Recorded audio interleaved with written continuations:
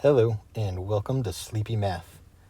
Whether you're here because you want to learn, relearn, or just listen to something as you're trying to relax and fall asleep, I hope you'll enjoy this little lesson that I have for you on domain and range of functions. For the record, I am a math teacher. I do a lot of things. I do computer work as well, but my primary position is as a math teacher. So let's look at domain and range. So I have a little trick that I like to share with my students that compare domain and range. Because a lot of people tend to forget which one is which. The domain tends to be the x values, and the range tends to be the y values.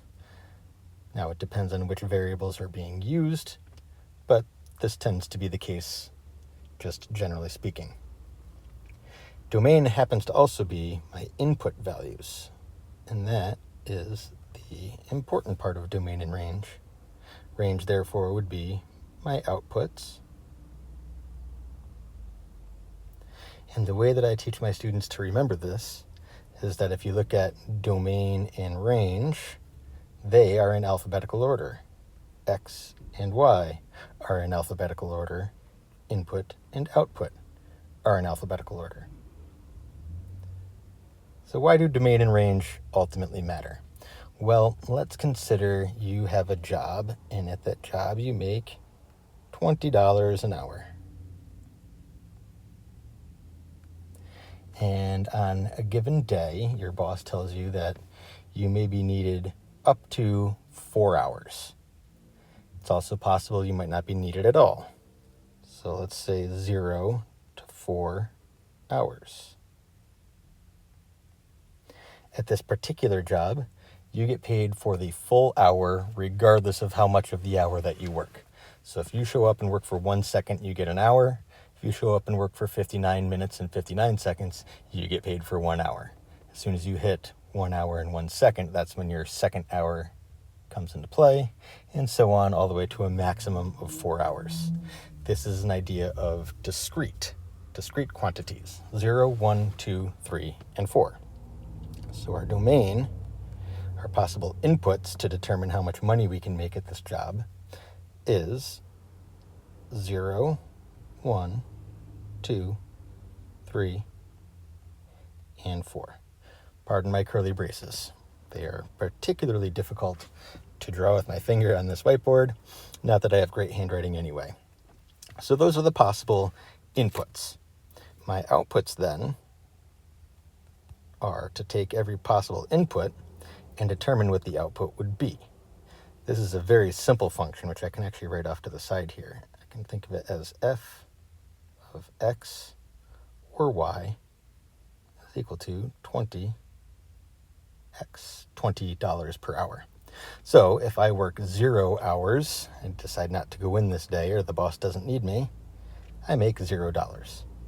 If I work 1 hour, I get $20. If I work 2 hours, I get $40.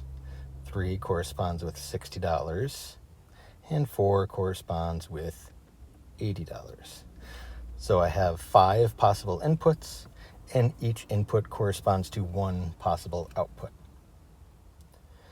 Now, we can also consider the idea of continuous values. This is a case of discrete. Let's say after we work, we decide we want to use some of our money to buy some broccoli at the store. And broccoli costs $1 per pound. Let's change that to $2 per pound. To $2 per pound. Sorry for using the imperial system and not the metric system. So $2 per pound of broccoli. And once again, the store has 4 pounds available. So we could look at the broccoli and say, you know what, we don't really like this broccoli. We're not going to buy any broccoli. So 0 is the minimum amount of broccoli that we could buy. And they have 4 pounds. We could buy all 4 pounds. So my possible inputs are the values from 0 to 4. I can't have less than 0. It doesn't make sense to have negative broccoli. And I can't buy more than 4 because they don't have more than 4 pounds to give me. And therefore, my possible input values, or my domain, is from 0 to 4. So if I identify that, now I don't really have a great use for curly braces. There is something called set builder notation, and it's kind of a fancier way of what I'm going to put down here. But I think for our purposes to just understand what the domain is, we have all values of x such that x is less than or equal to 0. 0 is less than or equal to x, which is less than or equal to 4. So that's all possible input values. I could buy 0 pounds, 4 pounds, 2.371695 pounds. I could buy pounds of broccoli. Now, technically, if you were to actually go to the store and you were to weigh the broccoli, most stores tend to weigh to the nearest hundredth. And therefore, we are still talking about discrete values. However, I feel that we would be nitpicking to consider this a discrete value, and it would take a very long time to consider the cost of 0.01 pounds of broccoli, 0.02 pounds of broccoli, and so on. For the range now, rather than trying to figure out every possible input because we have infinite inputs, we now have to figure out the continuous range of our outputs. Because this is a linear function, because the rate of change is consistent or constant, we can simply figure out the corresponding range at 0 and the corresponding output at 4. So at $2 per pound, if I buy 0 pounds, that's 0, which will be less than or equal to y, which will be less than or equal to, well, 4 pounds would cost $8. And hopefully that all makes perfect sense, because 0 pounds of broccoli should cost $0 and 4 pounds of broccoli cost $8, and all the in-betweens for our input correspond with all the in-betweens for this output. However, when dealing with nonlinear functions, we can't actually do that. So let's say hypothetically I had a function, and I'm going to call it y, and it's going to be equal to negative x squared plus 2x. That'll be good. Negative x squared plus 2x. That's my function. And I just want to go from 0 to 2. And if I plug in a value of 0, I get y is equal to, well, negative 0 squared is 0, plus 2 times 0 is 0, that's 0. And that's when I plug in 0. So for x equals 0,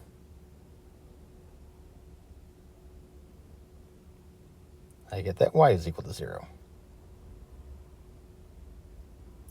And if I plug in this value of 2, then y is equal to, well, negative 2 squared is negative 4, plus 2 times 2, which is 4 again.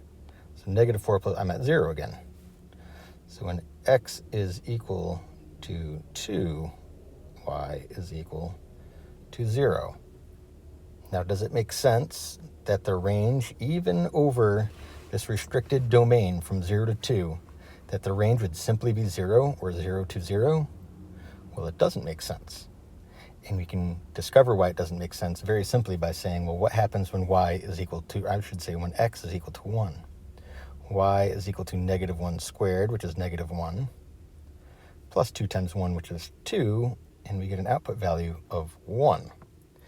So if an output of 1 happens somewhere in our domain from 0 to 2, then the range certainly can't be 0 to 0. Here's where it might make sense to look graphically. So if I were to look at a little graph, and we said y is equal to negative x squared plus 2x. Sorry, I didn't leave myself enough room to make that look nicer. And we happen to note that we had a 0 at x is equal to 0.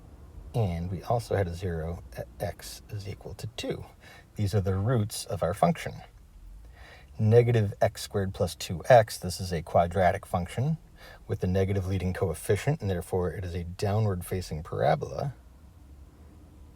And with this sketch, we can see y It doesn't make any sense to just take the starting and ending values when dealing with nonlinear functions.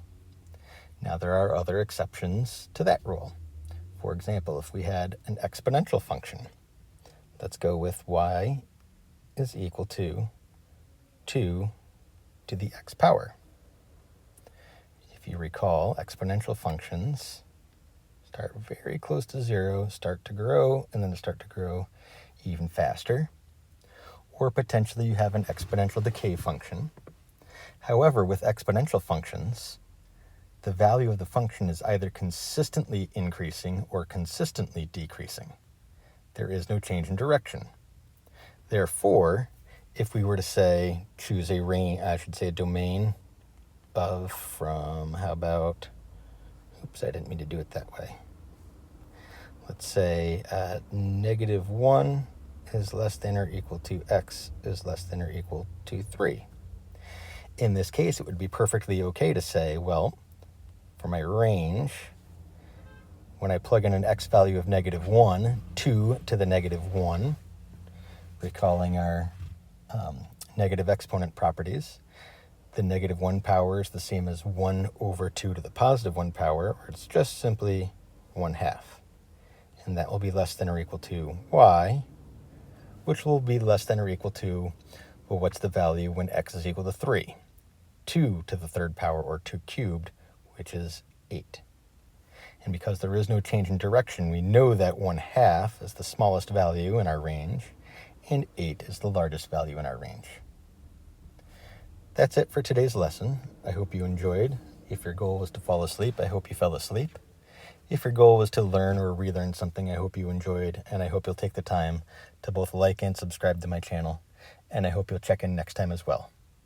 Goodbye.